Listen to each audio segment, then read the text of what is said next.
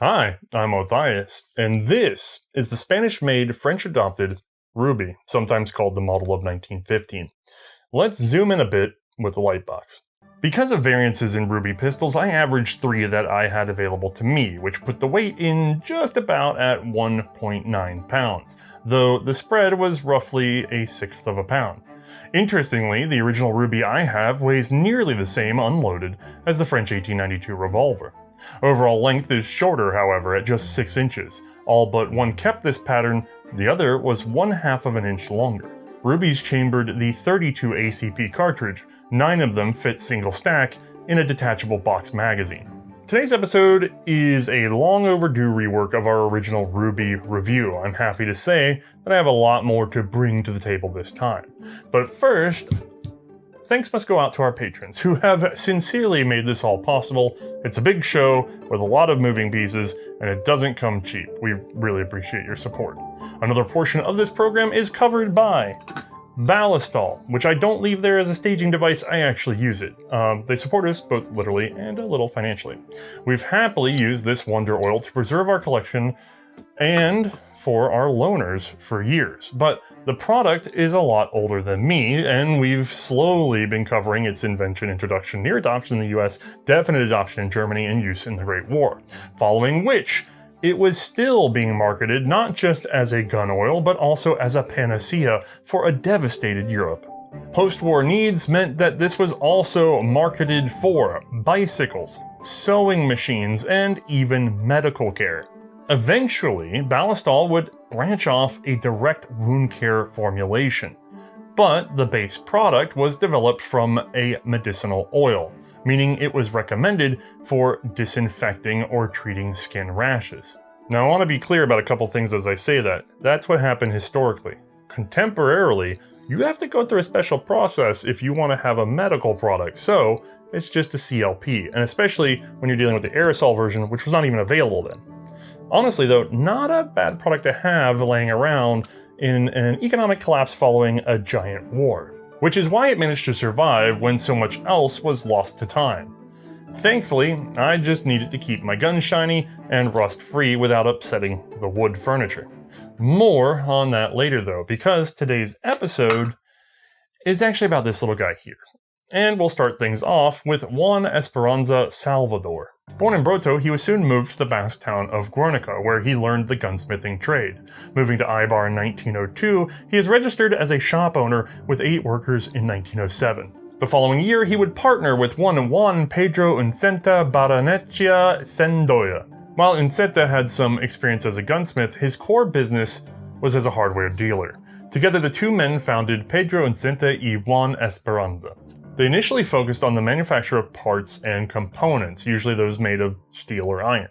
However, they soon expanded into whole handguns, most notably those designed by one Pedro Carriaga. Eibar born in 1884, Carriaga had started his own small shop attempting to produce handguns of his own design. By age 21, he had filed for a patent on a Browning 1900 derivative blowback pistol. Just to set the stage, this is the 1900 wherein John Moses Browning introduced the world to the slide-operated pistol. Its unusual shape soon gave way to the much more sleek Colt 1903, and its tiny brother, the FN 1906 Vest Pocket. All of these pistols were leaders in a market created by Browning, but being rapidly infiltrated by others. The pocket pistol market was very lucrative, and so copycats and innovators alike would flock to participate. Carriaga was no exception. There's no evidence that his first pistol was manufactured in any numbers. However, his next endeavor would fare much better. This was another blowback, now an adaptation of Browning's FN Vest pistol. The striker is replaced with a common hammer, more like the Colt 1903. The grip safety dropped. Various components were simplified, but most notably, the manual safety has been moved forward, where it can be worked easily by the shooter's thumb. The next year, he fleshed out more of the same general design, still a pocket pistol. This was again a hybridization of the Browning designs, greatly simplified for easier manufacture. Also, he happily added a recoil spring, which was captive to the guide rod. Sometime between these last two patents, Caravaglia joined up with Esperanza y Uncenta, who added their own patent for a simple loaded chamber indicator into that particular pile. With this, they began producing a whole pistol known as the Victoria. The earliest version appears to have had an external hammer, as shown in the patents. However, this soon gave way to a shrouded hammer, another feature of the Colt 1903 sneaking in. These were produced in both 25 and 32 ACP, again Browning calibers, though in Caravaglia's defense, both had really taken over the common commercial market. Only the 32 caliber cartridge is of interest to us today, as it would remain the chambering throughout our story. This diminutive round practically defined the automatic pocket pistol, the definition of personal defense in the early 1900s. Now, if you're curious how Caravaglia and the rest could just use swaths of Browning's patents, while, I want to be clear here, adding their own ideas as well, without paying royalties or facing a lawsuit, well, that had to do with Spanish patent law at that time.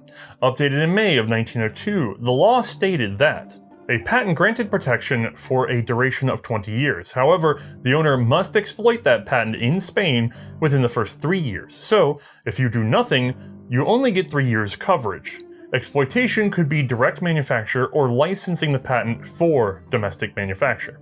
Browning's patents had been filed more than 3 years previously. It didn't look like he was making them domestically, so it was in theory open season, which is why the Victoria would soon be copied by others who did actually have to pay a small royalty to Caravaglia. Soon, the base Caravaglia pistol was being produced in a fairly wide variety of configurations with minor changes. However, Fabrique Nationale wasn't very happy. They were the holders of Browning's patent rights for all of Europe, whereas Colt had the US rights. It was FN's job to police Spain. So they started sending legal letters, attempting to halt the production of copies which ended up competing in the international market with their product. The problem became so worrisome that a meeting was held in the Eibar town hall in June of 1912. Representatives from 14 manufacturers of pistols that operated on some Browning patents gathered together. They appointed Julian Echeverria and Julian Garate to investigate the legal risks, with a trip to Madrid. Apparently, FN had licensed the Browning 1903 patent to a Vickers derivative named Fábrica de Canons de Plasencia de las Armas. The Vest pistol had been licensed to a man named Rafael Perez. Neither had been or were producing anything using those patents, so by Spanish law, FN didn't have a leg to stand on. Everyone rejoiced and went right back to their pistol piracy. Now, Caravaglia wouldn't be Esperanza y Uncenta's only inventor. In 1912, the Count of Campoguiro would turn to the Eibar gunsmiths for the production of his more powerful semi-automatic Marshall pistol, which bore his own name. This ultimately resulted in the Spanish government adopting the Campoguiro Model 1913, which would be produced by, you guessed it, Esperanza y Uncenta. However, they needed to expand and modernize. Doing so in Eibar was apparently out of the question. Too much competition for resources, too much expense in expansion, and too many arguments with the Gunsmiths Union. They were also getting into squabbles for taking on US-made machinery, which cut out various hand fitters. There was also a fair bit of gossiping and industrial spying going on. So in 1913, they reached out to Esperanza's stomping ground, Guernica. The city council was enthused at the option to host a profitable manufacturer. They provided free land and even a subsidy. The factory was completed that same year. Pedro Uncenta, however, did not move. He stayed with his hardware store business in Eibar and sent his son, Rufino, in his stead. In the first month, the Eibar Union managed to pop up a gunworkers union of Guernica in order to chase the fleeing Uncenta. They really didn't want that machine work taking over handwork anywhere in the broader Basque region. The situation soon spiraled. By September, it was rumored that they would soon have the women who were paid to handle the bluing process trained to work on machines. Women. The company was also changing around job posts more than people liked on them. So, on September 25th, there was a strike. Of 140 workers, 87 walked out. 53 remained. The matter dragged on for days, and the Guardia Civil had to protect the still working employees. While Guernica suffered a street riot back in Eibar, they were boycotting Pedro Nceta's hardware store. However, Esperanza y Nceta held firm, hiring railway workers and actually putting women to work on their fancy new machines. Boy, that was self-fulfilling. Maybe they were planning to do that. Anyway, on October 18th, the mayor attempted to mediate the dispute, but failed. 80 of the 87 walkouts left for Eibar. There was fear the factory would grind to an absolute halt. But those investments in technology actually paid out right away. They only needed enough skilled workers on hand to maintain the machines, and to train the otherwise unskilled workers on how to use them. The rebound was so effective that some of the strikers would actually return in January of 1914, not to work for Nceta, but to create their own company in Guernica along the same lines. Now, let's talk about names, because this can be just a bit confusing. In November of 1914, the company name officially changed to J. Esperanza y P. Nceta. Nothing too confusing there. Now, other than the government's Campo Giro pistols, they were mostly known for the Victoria brand name. The pistol proved popular enough that they started developing an international network for its marketing and sale. A man named Eduardo Schilling had both a concession for Spain and Portugal, but also exclusivity in Germany and France. The Belgian and Austrian markets were guaranteed to two Germans, named Thiem and Edeler, who were based in Liège. These two interests ended up butting heads, with the Liège-based pair selling into France. This proved a problem because Schilling had trademarked Victoria all the way back in 1906. He had actually been the one to recommend it as a trade name to Esperanza y Nceta. He wouldn't release it without exclusive use of the brand in Europe. This was obviously not cool. So, Esperanza y Nceta chose to register a new trademark and ditch these toxic partners. Victoria gave way to Astra in 1914, meaning star in the Basque language. Finally, all the pieces were in place for this humble gunsmithy to become an industrial powerhouse. Unfortunately, as all this was happening, the foreign markets were starting to cool on Spanish arms, as quality was all over the place and usually middling to poor. Inside of Spain, restrictions on ownership were growing. And then, to top it all off, Europe erupted into war, which should be good for the arms industry, but the immediate effect was a moratorium on international credit, sudden changes to export, and frozen markets. Workers were laid off, and the government attempted some aid in the form of the Eibar-Aguinaga Highway. Soup kitchens were established to help with the workers and their near-starving families.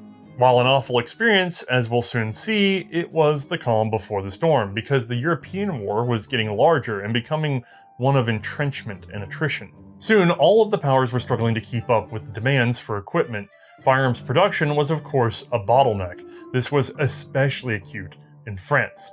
Germany had overrun Belgium, cutting off the massive arms factory that was the city of Liège.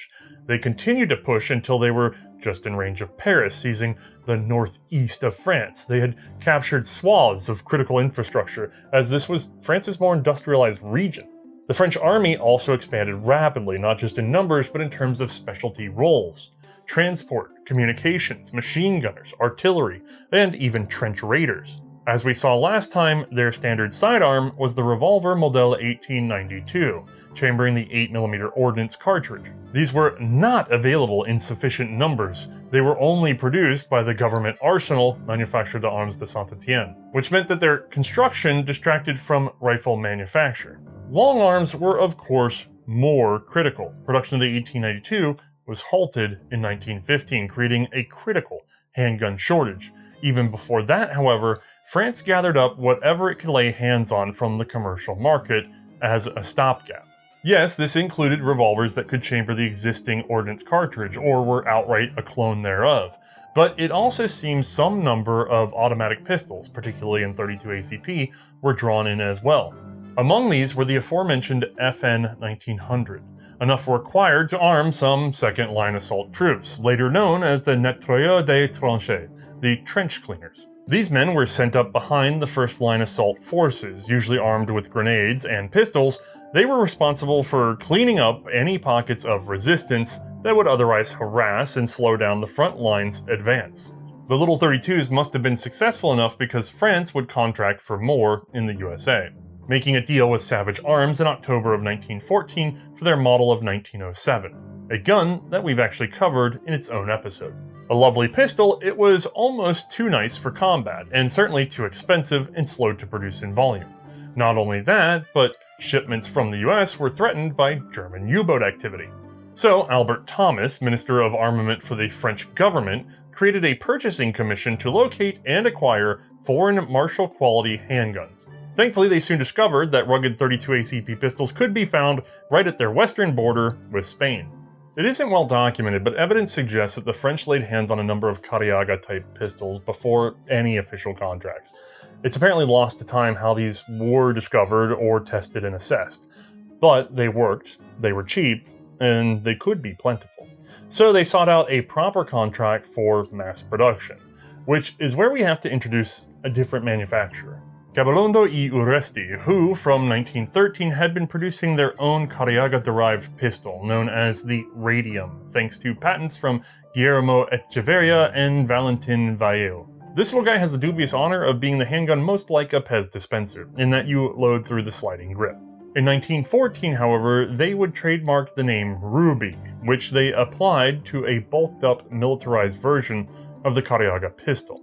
It featured an extended grip allowing for 9 rounds single file, 2 more than the original Victoria.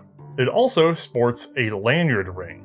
It's likely that the Ruby was developed to be sold into the Balkan conflicts. When the French came looking for an inexpensive 32 automatic that could be made in large numbers, the obvious choice was the pre-militarized version of the Cariaga.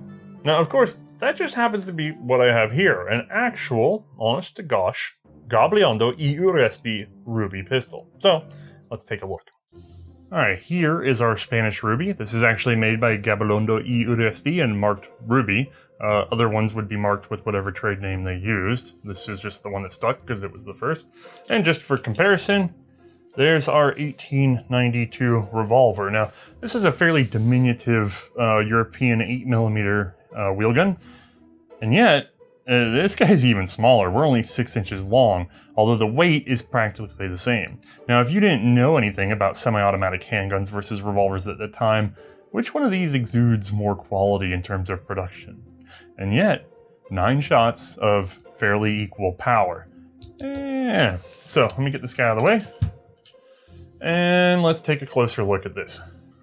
Overall, the design is very simple, very modern in its context because we've made the minimum number of cuts. As a matter of fact, speaking of those cuts, if you look at our serrations, they're uniquely round. And the reason for this is because when you're working with less expensive tooling, it's actually easier to make a round cut on your lathe than it is to start milling away or have a special ripping machine, right? So in this case, these guys could be spun into existence, and hence the roundness. Not all the manufacturers would do this. Some of the fancier ones would have straight serrations, but it's a pretty cool feature and it actually works and grips really well.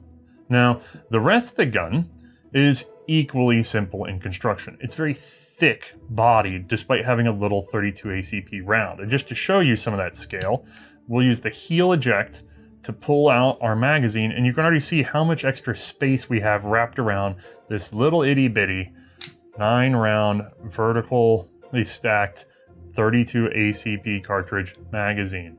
That is a lot of bulk, and that's because we want to be able to use inferior materials and have them last for a very long time.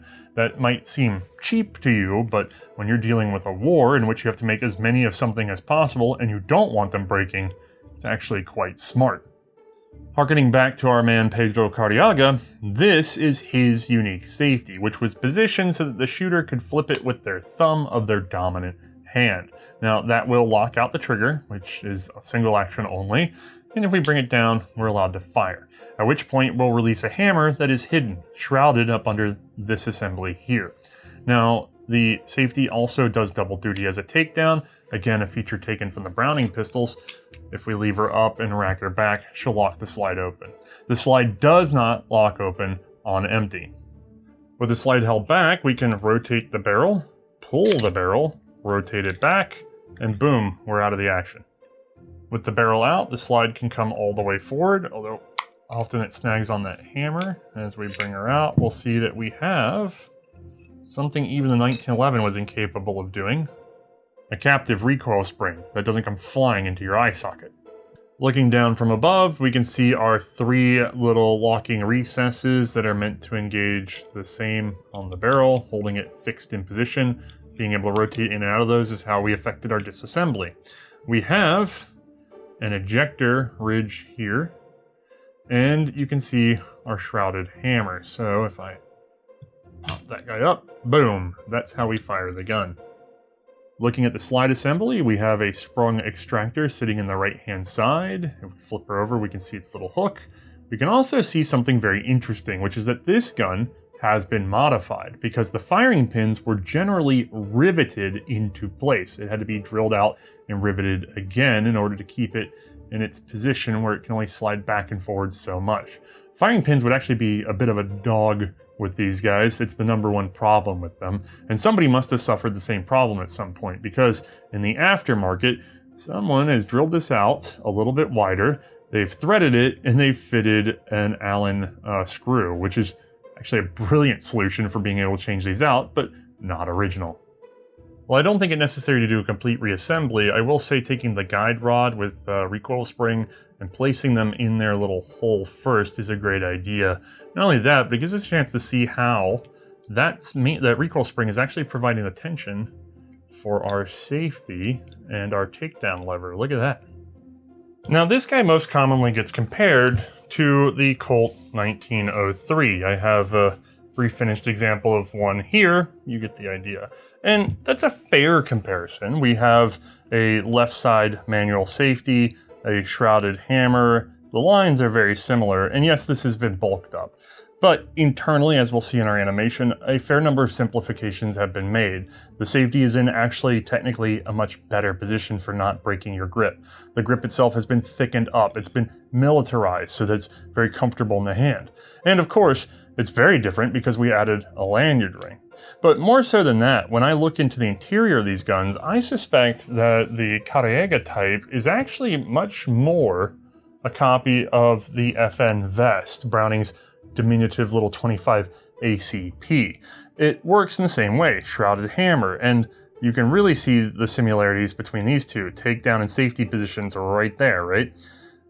Also, when we look at the trigger linkages and things like that, I find a little favor that this guy was the real inspiration. Even so, there are novel ideas here, and that's proved out even more by the fact that Carriega went on to make the Astra pistols, which are distinctly different. So, give him some credit more than we usually would, and yet also remember that it's true he would have never gotten away with this in a country that actually protected Browning's patents. As is tradition, it's easier to see inside of this little guy with some help from Bruno, our animator. So, let's take a look. First, we'll load up our 9-round, single-stack, detachable box magazine. In doing so, we must compress the magazine catch, which is under pressure from the coil mainspring. To ready the pistol, we'll retract the slide manually, then release. This chambers the first round. Carriega pistols fire from the unlocked breech, meaning they are simple blowbacks. The weight of the breech block serves to provide enough delay for the low-powered 32 ACP. After each shot, the breech block is returned forward by this recoil spring, set under the barrel. The guide rod for the recoil spring also serves as a plunger, acting against the manual safety lever. This biases it into one of two positions. When flipped, the safety blocks the trigger from being pulled. Flips down, and the trigger is free to travel. The trigger is attached to a transfer bar, which wraps around the magazine and meets with the sear. The sear is constantly sprung into the hammer and keeps the pistol cocked. The rear of the transfer bar is constantly pressed gently against the sear thanks to this coil spring inside the trigger. It pushes down at the front of the bar, teeter-tottering the rear upwards. In order to avoid hammer follow or fully automatic fire, the transfer bar is occasionally pressed down by this vertical block. Normally, this disconnector has room to be sprung into a notch in the slide. However, when the slide travels rearward, the disconnect is pushed out of its groove downwards, tipping the transfer bar off the sear. This frees the sear to spring back into place against the hammer. The transfer bar's rear is now stuck beneath the sear. Releasing the trigger gives it room, however, to spring back into place. Returning to our coil mainspring, in addition to powering the catch, it also pushes a plunger into the hammer. In this position, the hammer is held back by a notch in its underside catching on the sear. Pulling the trigger releases the hammer to fall, striking the firing pin. This, by the way, is spring-biased rearward in an attempt to keep it from mistakenly striking a primer at an unwanted moment. The extractor and the ejector are fairly straightforward. The former strips the spent case from the chamber, pulling it into the latter, so that it is kicked free of the action. And that's about it. A very simple but reliable and largely safe semi-automatic pistol. It's worth noting that there are no real extras, including a complete lack of a last round hold open. Alright, let's go shoot it.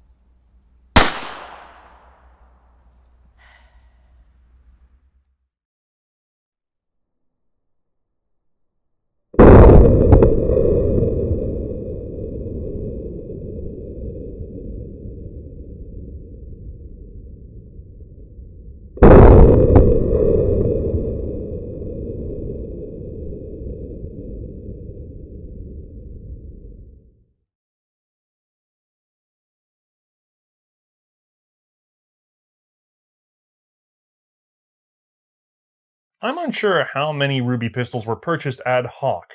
Printed French manuals for the Ruby pistol precede the known contracts by several months. However, everything was in ink by May of 1915, the beginning of an official agreement between the French government and Garavaglia e Uresti. They were asked to supply each pistol with 3 magazines, 10,000 to be delivered every month. These were to begin by August of 1915, however by then the obligation rose to 30,000. For an average month, that's about 1,000 pistols a day. Garavaglia e Uresti, however, only had 8 employees in 1914. With the early war economic impact, it was only 5 in 1915. Gonna need some subcontractors there, buddy. From the start, they formed an agreement with Bruno Salaveria, Echilaza y Vincenai, Hijos de Angel Echeverria, and Armas El Goy Baresa. Each was responsible for 5,000 pistols a month, but for every pistol over, they received a bonus payment, and for every under, an indemnity. As for the actual amounts, sadly the associated Spanish documents were, to my knowledge, lost to time and the Spanish Civil War. Now, while an additional 30,000 pistols a month was helpful to the French, it actually still wasn't enough. During 1916, the battles of Verdun and the Somme wreaked havoc unseen in the history of warfare. These still evoke strong feelings of war as hell, of the Great War in particular as a human meat grinder. But in terms of arms supply, it's important to remember that material was lost as well, measured in tonnage. That alone would increase demand, but France wasn't the only buyer now. Italy, who entered the war in May of 1915, just about when the French reached for the Ruby, found that they too would be short on handguns. Technically, their official sidearm was the Glisenti 1910, but it wasn't available in large enough numbers and was complicated to produce. Beretta came forward with their blowback model 1915, an aid for sure, but still not plentiful enough. The aging Bodeo revolver was much more plentiful and fielded as widely as possible. It was also thankfully much easier to produce, using iron and a simple lockwork. And yet, they struggled to produce enough for the all-consuming war. In 1915, 60,000 Bodeo would be ordered from Spanish manufacturers. And yet, still not enough. Commercial importers soon latched onto the Spanish Ona, a pseudo Smith & Wesson clone that had actually long been the choice for Spanish officers, now chambering the same cartridge as the Bodeo. Roughly 43,000 were purchased by Beretta and Teutonia. Both also began importing 32 ACP Carriega type pistols, most notably the Victoria patterns, those with 7-round magazines, and the Ruby patterns, those with 9 rounds and a lanyard loop. Italian Victorias often turn up with the initials RP stamped on the side of the trigger guard. A handful of 9-shot Ruby types also bear this mark, but they usually are stamped TM instead, standing for Mario Turani, an inspector at the Brescia Arms factory. It's likely some production intended for France was sent along to Italy, as some pieces display a pair of stars on the heel of the pistol in addition to the Italian marks. This particular pairing are found on known French contract pistols. I've heard they were marked at Bayonne, but between those found remarked by Italy and a few that I've seen with post-war US and English export marks, I suspect they were actually inspected and struck in Spain. I've also seen known French pistols that do not have the stars. As demand grew, Gabilondo struggled to keep up. They had the French contract, but Italy was buying from whomever. Eventually, they would subcontract nearly 40 gunsmiths in Eibar and Guernica, and then in 1917, quite a few recognizable small factories disappeared from both of their registers. That's because the previously Eibar-based Gabilondo y Resti had actually expanded into nearby Elgobar, specifically for the production of the Ruby. I'm unsure if their original factory was kept or not, because the company officially relocated post-war. During 1916 and 17, various factories moved to Elgobar in order to work alongside Gabilondo for the French orders. Even so, eventually competitors broke through. One notable was S.A. Alcartasuna. Made up of former employees of Esperanza y Uncenta, remember that whole strike incident? Yeah, they set up in Guernica and got to work making Carriega types, the Alcar and the Panama. Alcartasuna and other manufacturers eventually managed to make separate deals with the French, who were now happy to get anything that they could. So in late 1917 and through 1918, a number of those missing Eibar firms reappeared, abandoning Gabilondo for direct profits. Despite all of this, the price seems to have actually remained fairly stable, as no one was foolish enough to deeply undercut on what was a market not limited by quantity, but by time. To the best of my knowledge, the cost of a Ruby pattern pistol was 30 pesetas, 50 centimos.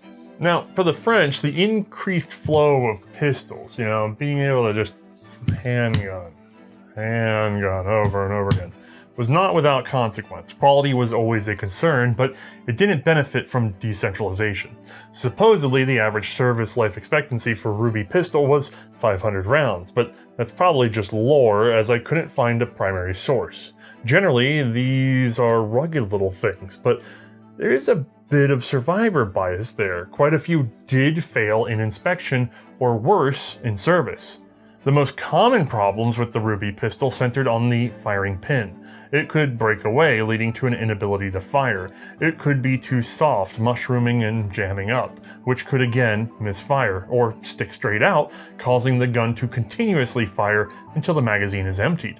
Not with the pull of the trigger, mind you, but with the racking of the slide. Not ideal when you carry chamber empty and then... Several manufacturers were fined or dismissed from production due to poor quality. Finding the line for where to cut things off was also a little bit difficult because all the guns were basically handmade. Interchangeability of parts between manufacturers was an insane proposition for sure. But for most of these pistols, you can't even interchange within the same manufacturer on most of the parts, which leads us to the famed magazine issue. Magazine compatibility between the Rubies is actually somewhat controversial even to this day. However, we can't belie the fact that they decided to make sure that you had the same manufacturer with the same magazine as often as possible. And the reason for that would be bad fit, and in ways you might not always expect. So in this case, I have an original Gabilondo y Uresti. I'll take its magazine out. I will bring in, let's see, how about an Alcartasuna, okay?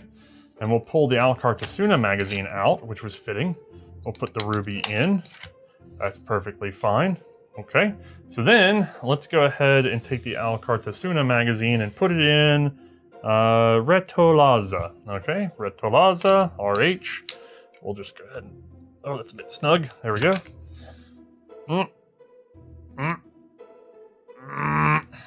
That's not going. As a matter of fact, that's stuck real good. And if I go ahead and bring this guy back, shove that in, it's holding my slide open. That's, oh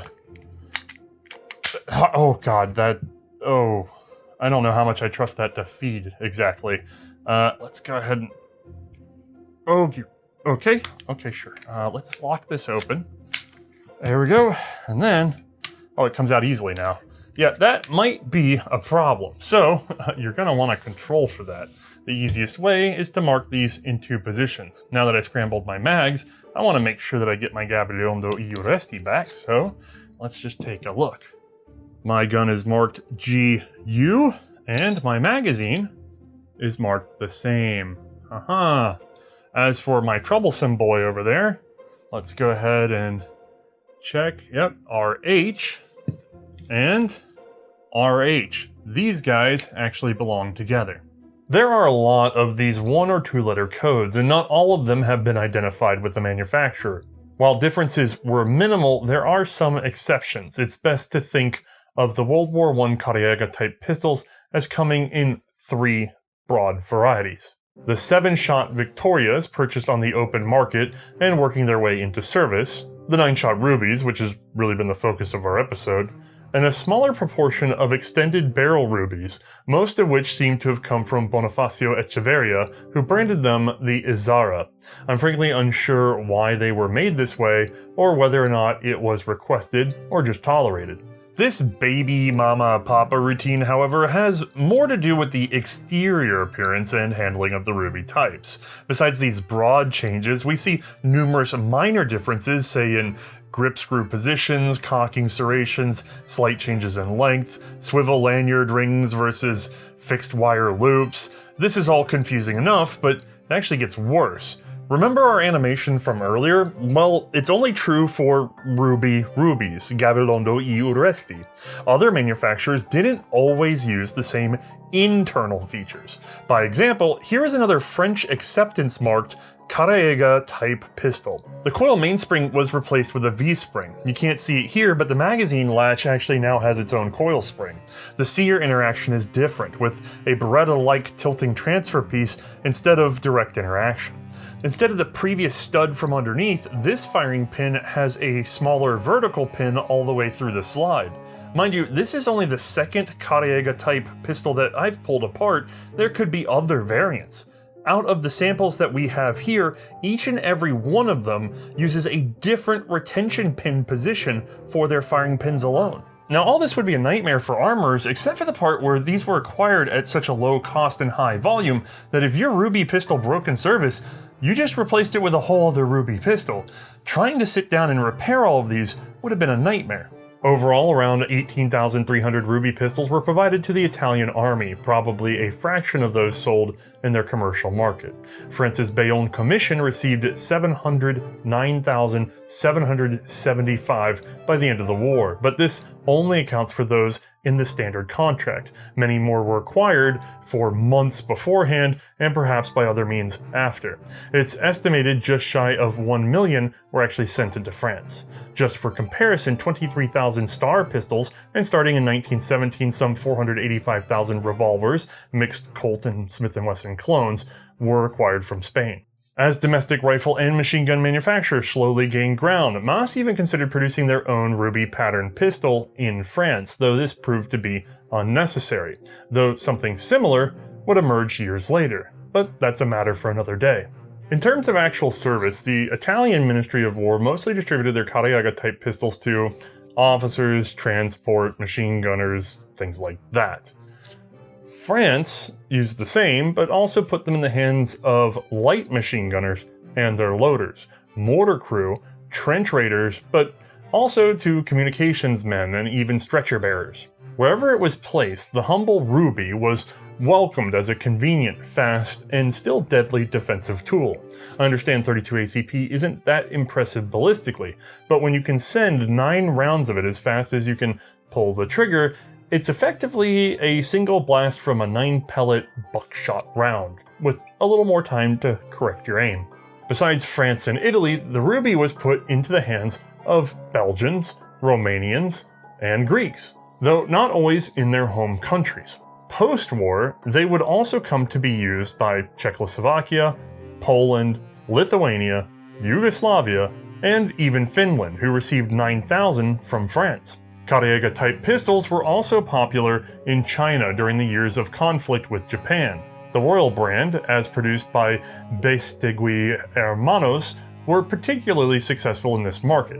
A 1920 inventory reveals that France only had 580,000 remaining rubies, so a fair number were lost or otherwise distributed to this point. Even so, that's still a sum far in excess of the total production of the old 1892 Revolver, which was estimated at just 365,000 units. While never officially replacing the wheel gun, there would be more rubies than 1892s for decades to come. Now, post-war, one change was made to the French ruby, and large numbers were refitted accordingly. I actually happen to have an example of that here, so let me show you a little closer. There was one potential problem with the ruby in terms of service, which is that our lovely, giant, easily used safety was too easily used. You don't think about it when you're handling the gun in the open air, but at some point this goes into a holster, a leather holster that's maybe fit kind of tight, maybe it's gotten wet and dried, who knows. In other words, as you draw this right-handedly out of your holster, the leather might drag, and if the leather drags, you could drag a gun out of the holster unsafe, and really just sit there spamming nothing at the enemy. That would be really, really bad and not something you want to figure out on the fly. I'm sure quite a few French officers or other personnel were kind of gaslit into thinking that they were making a mistake because they had left it unsafe. No. It was automatically going unsafe on the draw, a bit too safe. So how do you prevent something like that? Well, the solution is pretty straightforward. You put a big ol' rivet right on the slide. Now, I know it's not in the same position, but it had to be somewhere out of the way of the grip, and yet provide enough relief on the holster that it was unlikely to have your high drag point here. This peak is enough that there's not too much pressure here, and when you draw, it can't actually get flicked over. These rivets were added post-war to a lot of rubies still in service, although I'm not sure if it really made it to all of them. Also, if anyone's curious, this does happen to be an Azara with an extended barrel, which is perfectly normal for this make. Soldiering on, the ruby, in whatever form, would be present for the Rif War. Kicked off between Spain and Morocco, France joined in 1925. And from that same year into 1927, the ruby could be found in the Syrian Revolt. Then there would come a brief pause before the Congo-Wara Rebellion, lasting from 1928 to 1931 in French Equatorial Africa. Eventually, both the Revolver 1892 and the Ruby were replaced by a new and improved automatic. This time chambering the .32 long cartridge, which was faster. But of course, another German invasion, another world war, and old equipment kept fighting on the front lines. First in defense of the nation, then in the Vichy government, and in the resistance. And even with the Germans themselves, who designated it the Pistol 624F.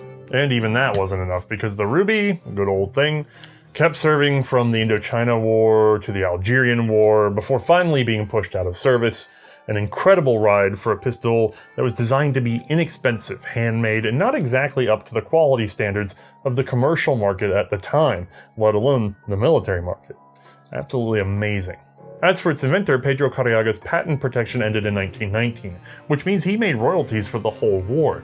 Remaining with Esperanza y Unceta, we have a whole episode on his next invention, the Astra 400 family of firearms, which replaced the Campoguido in Spanish service. That is another one in the bank, so let's celebrate by asking May her opinion on this pipsqueak powerhouse. Once more, we've made room for May. Hello. We have our Ruby. This is actually a Gabilondo y Uresti Ruby. French. Not really, but yeah, eventually. Right. Yeah, it immigrated. I knew I heard French from your mouth.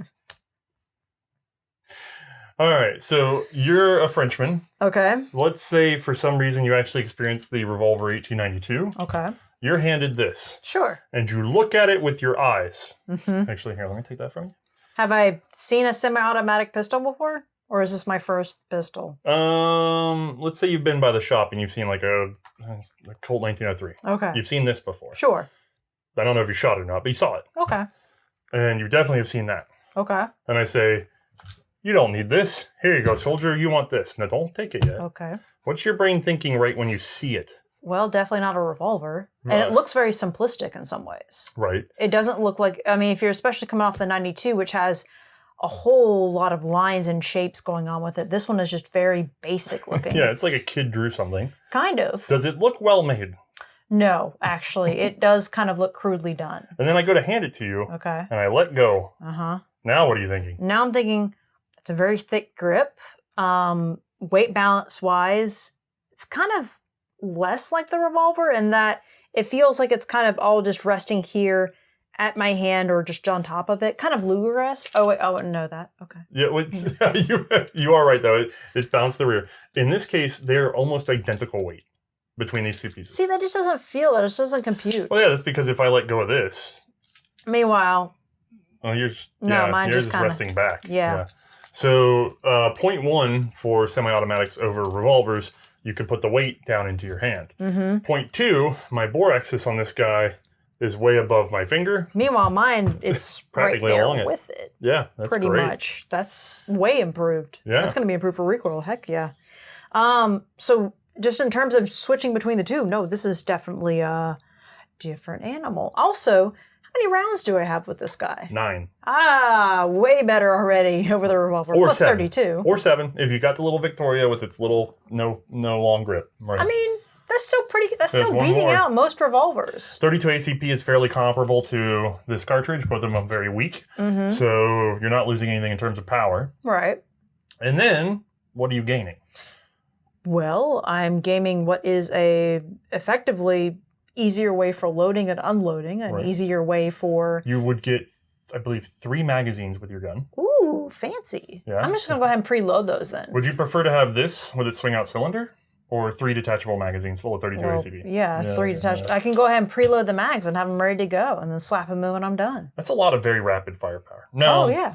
How quickly can you work that magazine? Well, frankly, so, okay, let's say I've already got it out. Go to put it in. You just got to lip it past the release on the base. You got to know to kind of bring it back and rock it. It's sort of like the opposite of the AK rock. Mm-hmm. Wait, is it the opposite? Am I thinking of fouls? Anyway, you got to wrap. You got to get it back, but it's not so much a rock because it's not a pivot point. You got to bring it back in at a tilt. Yeah, you just got to push back on the heel release, like the appropriate amount of weight. Drop it in. Yeah. Yeah. You can get pretty quick with that. Yeah. I'm pretty sure. Could Way use a faster than having to single load a revolver. I want to go back and introduce the flared mag well sooner. Ooh. Right? I feel like they would have been like, whoa. A lot of money. They've been flabbergasted. We can remove more metal and it's better? How is that possible? So yeah, we've already greatly improved our speed for loading and unloading, and in general, just for functionality, it's going to be rapid. Okay. Great. Cool. But otherwise, do you want me to keep comparing this to the revolver? Or do you want me to actually just talk about the shooting? Okay. What's going on here? Well, it's kind of nice that I have these serrations. They feel very pronounced, and yet they're incredibly wide set, which is kind of nice. So instead of sticking them out, they're flush. Yes. But they have deep grooves. They're recesses. Yeah, deep, wide grooves in between them. So rack and go. Fantastic. Oh, yeah. I can grab those really well. And they don't really feel like they're hurting my hand, but they feel aggressive enough. How difficult is it to rack that slide? No, it's not very. It's not heavy at all. Now, the hammer is in the back position. Okay. I have a snap cap here. Oh, good point. So let's go ahead and check that real quick. So we want to dry fire. The Rubies are one of those guns you really don't want to dry fire without a proper snap cap because they have very soft firing pins for the most part. Definitely chambered. Okay. Okay. How's that trigger? You know, I was just thinking about it as I was pulling it. Actually, it's not bad. There's not a lot of travel room to it. It's not smooth per se. However, I would argue that it's pretty even for the pull. Okay. Which is kind of nice. Light? Yeah. Okay. Fairly light. Well, no, actually. Military light? That's probably the better way to put it, because I do remember being on range and actually pulling through with it and thinking at one point, the second stage of it is kind of... Yeah. It's a little bit rough. Okay. And then, I forgot what we're doing. We're racking the slide. We're going to see the rack the slide with the hammer down. Right. No, there's some difference, don't get me wrong, simply because I am pulling against that hammer pressure. However, it's not that much. It's negligible. Now, playing with this before we were in here filming for you guys, one of the things we noticed that was very odd is how short and fairly positive the reset is on the trigger. It's almost modern in that sense. It really kind of is, It works very well. You're not wrong. So, okay, good trigger. Not great, but good. No, yep. Slide is easy to handle. Yep, slide is easy to handle. Lower even with hammer bore down. axis. Yes, which is always going to be better. Sort of a girthy grip. As a matter of fact, but there's a lot of room on it too, so someone with bigger hands like you can certainly get a full finger grip. I'm getting, the magazine is touching the bottom of my pinky, but that extension that they made, and then having that lanyard ring right there, it actually reminds me. So the Victoria was a 7-shot with a shorter grip, right? Right. That probably, I haven't handled one, but it probably would be a little too short for me given this. The other interesting thing is it's very much a parallel to what happened with Colt with the 1900 and the 1902 military. Because Colt's 1900 had that rounded, shorter grip. They said, we don't like this. They gave it an extended grip, and that left them room for the lanyard ring. That's exactly what's happened here, except for I don't think the original Victoria was rounded at the back. Okay. But the same idea. We extend. We get 2 more rounds. We get a lanyard loop. Military Everybody version, wins. right? Yeah. Now, in terms of the girth of these grips, we laugh about it. We joke about it. But it's a very good feeling to have a nice, firm grip on this. Yeah. And it's so pronounced that, actually, I have extra ruby. If I take 2 of them, and I sort of do this, and just close my eyes, it's somewhere between a hockey stick and a baseball bat. I get the hockey stick. Do you want to borrow one? Yeah, you don't really sport, so I can confirm this for y'all. Oh, okay. Tennis racket? No, it's thicker than a tennis racket. I'm honestly going to say this is more hockey stick. Okay. Yeah. But still a very positive, large hold, something that you can really work with. Oh, yeah, absolutely. So... honestly, and especially when it comes to shooting these pistols, I've noticed too thin can actually hurt. Too thick doesn't really hurt your hand whenever you're shooting it, no matter the power of the cartridge. Yeah, it's not just thick in the grip, it's thick in the body, too. So it's not this sharp thing hitting your webbing over and over and over again. So and there's no real hard edges on this guy either. So honestly, all the edges kind of have a bit of like a curve to them a little bit. So it's not like anything on this is going to snag me either. Yeah, I think they work out really well. So let me think. We've gone through all that. You haven't actually talked about when the gun goes bang. Well, also that and the safety and the feature of it. Oh, okay. I'm sorry. Talk about your safety. Well, it is interesting. So there are 2 kinds of safeties realistically that I'm used to, and they're both lever types. It's just positionally where they're going to be. Right. They're either in front of the grip or they are behind the grip. This is the Colt 1903? Right. Behind the grip, it's awkward. You end up breaking your grip more than you intend to with it. Okay, well, maybe that's actually not a bad placement. You're still coming... No, you're still kind of... I don't know how to explain it. You're still coming out of position to a certain degree. Also, it's a very not positive feeling to use the knuckle of your thumb on a very flush safety like that. Right. Whereas with what you've got... It's actually very positive, especially when putting it on. It actually feels like it wants to go over center to a certain degree to flip over. It does. By putting it in that position, they also gain the benefit of sharing a spring with the recoil spring. So the recoil spring is putting pressure on the 2 directions of that safety. Well, that makes sense then. That's very, very stout. Wait, does it do both ways? So going on and turning off, it does feel like it actually is acting both ways. Yeah, so with the Colt 1903, if you feel that, there's not really much bias. You're just sort of sliding a switch. It's not holding its position in a way that you really feel. Although I will argue, out of a lot of the 32 pistols that we've handled for this series, the placement on this rear safety is not. Okay. It's actually good. It's not bad. Normally, I'm having to break my grip to reach back to flip something around or whatever and do fine manipulation with a thumb awkwardly. But with this one, it's kind of just right above the grip almost. It's unusual for a rear safety. But look at what you're doing with your thumb even. You're kind of scooching it, and you're double checking. Like, put it on safe, go. How confident are you? I mean, I'm probably... Drop it off safe. You got it, but did you really feel it? It's not very positive. Whereas that safety, very positive. Yeah, I can. You can hear it, you can feel it, you just know. There's no mistaking this one. Right. There we go. I kind of like that. It's nice. All right, and then you pull the trigger. Yep. And well, we already talked about that. Oh, I'm sorry. Sights, yeah. Lining up the sights, they're actually not... So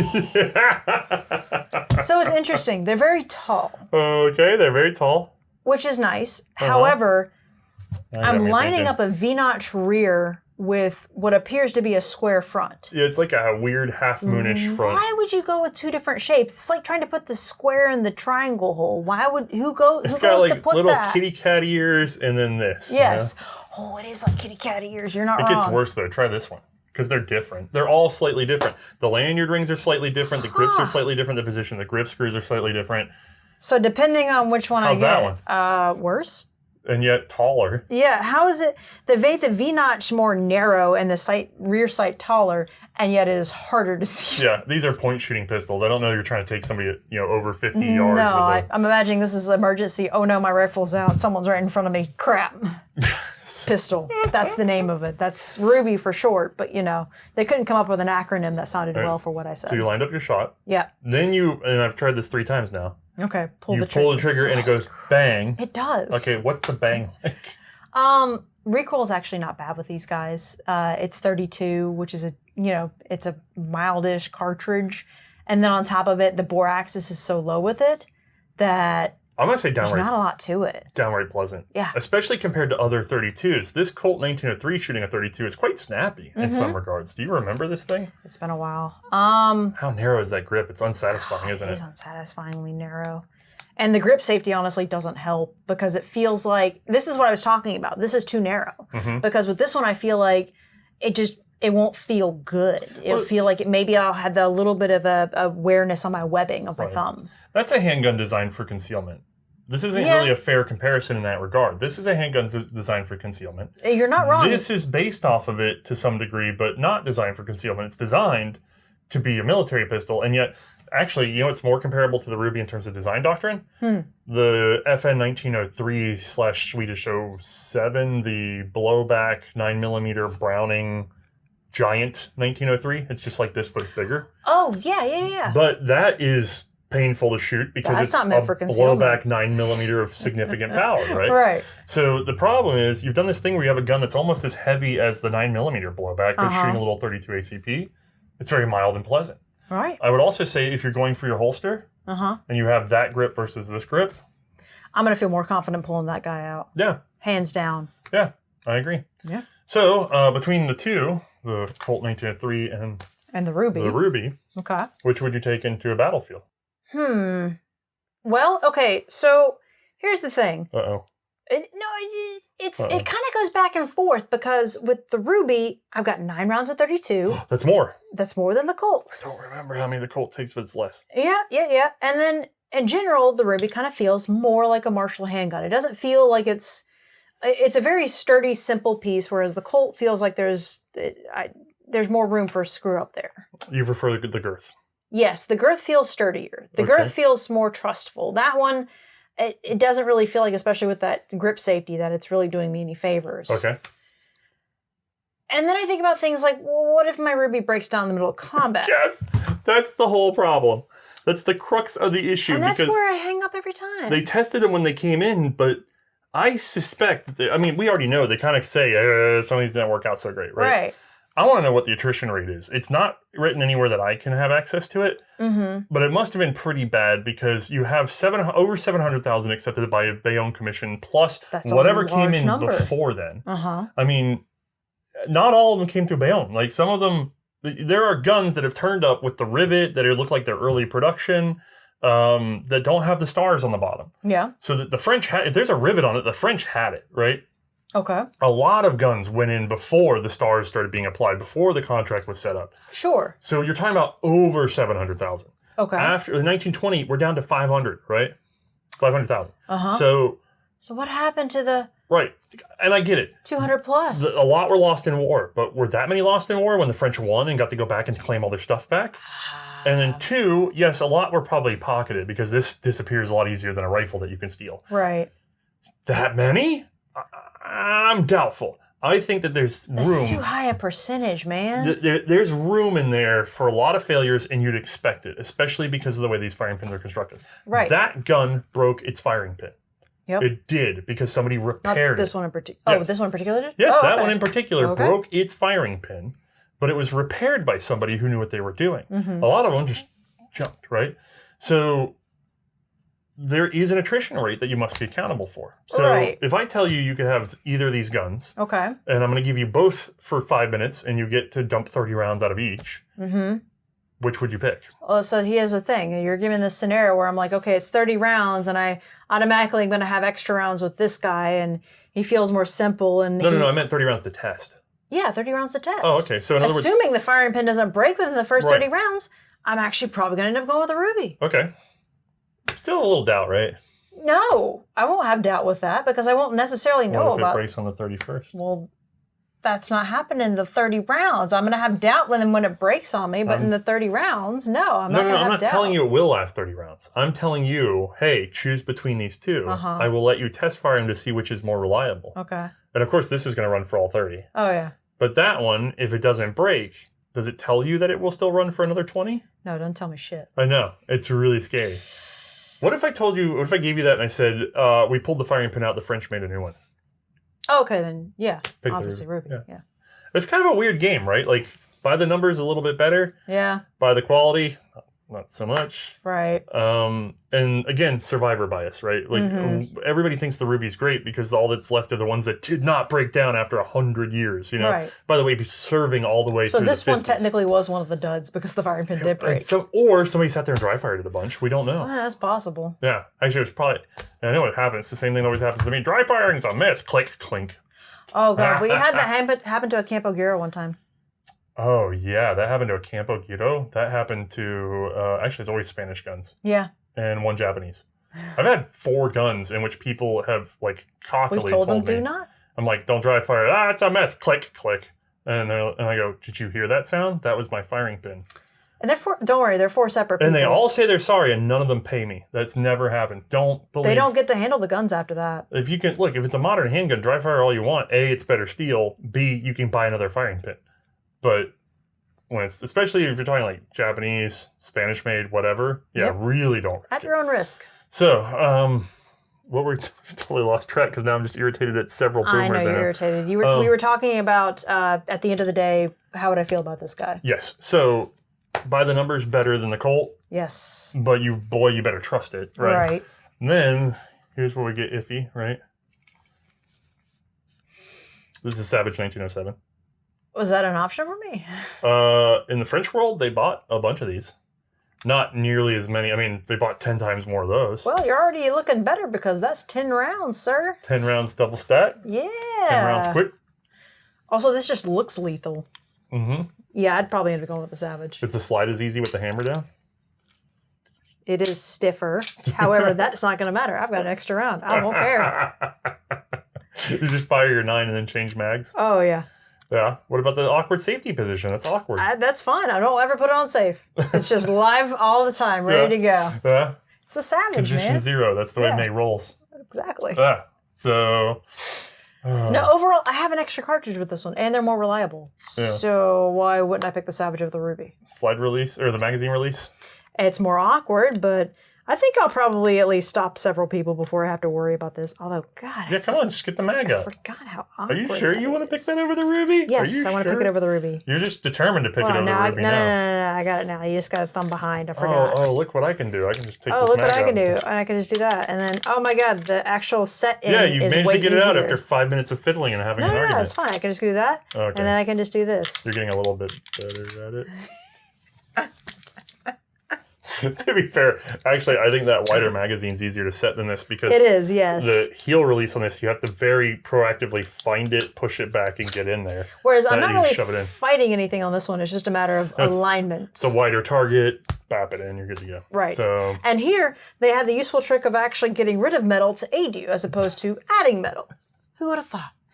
So those were contracted. So you did have that choice, but... Not likely. Those were bought much earlier. Well, not much earlier, but they were bought earlier and in much smaller numbers. That's fair. So probably more expensive. I wish I knew. I should go back and check my notes on which costs more, but this is too late to be doing this. Yes, it is. We're way into it. All right. I think that's got us covered for the episode, right? I think so. Did we have any executive producers for this episode? No, I have this long one. We didn't shoot it. No, we did not. It had a little bit of a mechanical issue. Kind of rad looking though. Yeah, it is super cool. Yeah. Anyway, to answer my question. No executive producers. Okay. Dang. I know. We have some. Inquire if you are curious, but you have to go to the contact part on the C&Rsenal website. Our next episode is, as long as nothing goes wrong with the schedule, going to be a little unique. Okay. In that it's a handgun that we were not able to shoot. Yes. Or we're actually covering the last little bit of development before we get to another handgun that everybody wants to talk about. So next episode should be a little special. Unless something blew up, which I want to put in there, because if I don't put that caveat in there, something will blow up. Right. So we got to plan for that potential. C&Rsenal, planning for everything. Assuming the future stays the way it's supposed to. Bright and sunny. Realistically, we're just so tight on our schedule. We have no failure room until that's done. Right. This is getting filmed right before release almost. If you'd like to support us, as always, like we said at the beginning, Patreon, Utron, you get the idea. Patreon player. Oh, player. It went changed to player. That's right, I keep doing that. Yes. They trained me on the one. Patreon or player. Anyway. Certainly give us the support, because God knows there's two of us plus an animator. Our current patrons are the ones who are helping us to essentially record and document this history. Yep, the behind the scenes podcast. You guys get the routine. We say it every time. But thank you for tuning in. Thank you. Thank you for enjoying the same hobby that we enjoy. Thank you for our buddy, was it Brandon, who brought us several of these pieces to at least show on the show? Yes, like half of this table is Brandon stuff right now. Okay. So Brandon is the Ruby King. He is the Ruby King. Although I think this one's going to a friend of his after this. Okay. So well, it's complicated now. I know. Anyway. All right. Y'all have a good one. Night, everybody.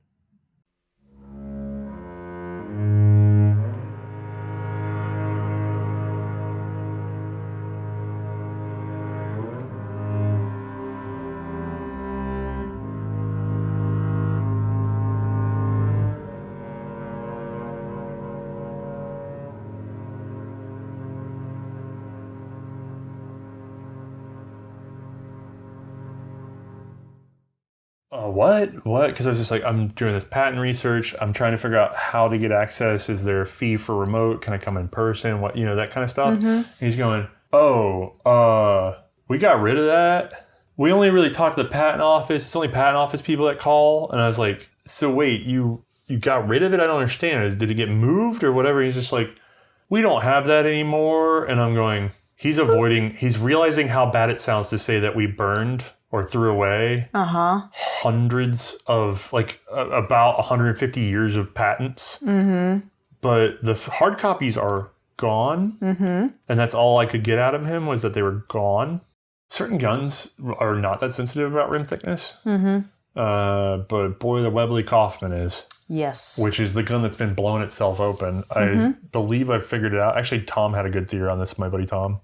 Sherlock Hound, one of the episodes has a Webley in it, and the entire episode's they're not poorly drawn, but it's drawn in a very general sense, right? Not a lot of detail.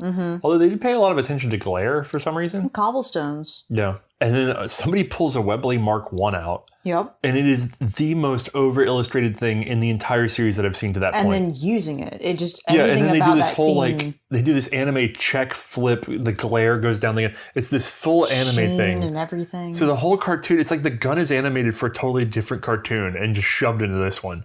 But it's a Webley Mark I, and it's just funny as crap. And if that's like the first one you watch, apparently Mrs. Hudson does not normally act even quite like that throughout the rest of the series. I highly recommend looking at, if you have Amazon, look at the Sherlock Hound airmail episode. Find it in there somehow. Amazon's gonna be wigged out because suddenly 7 people are gonna watch it. Sherlock Hound, they were like, "What happened? Did I get mentioned somewhere?" They're all out of order. Go F yourself. Locks the firing pin. That's it. It just keeps the hammer from striking the firing pin. That's all. That's as simple as you can get. Now, the one thing I find odd about this, I'm surprised I don't see more damaged, is the fact that the fire position is high with this tab up in the air. I think that would take a pretty good whack once in a while, but I've yet to see one broken. So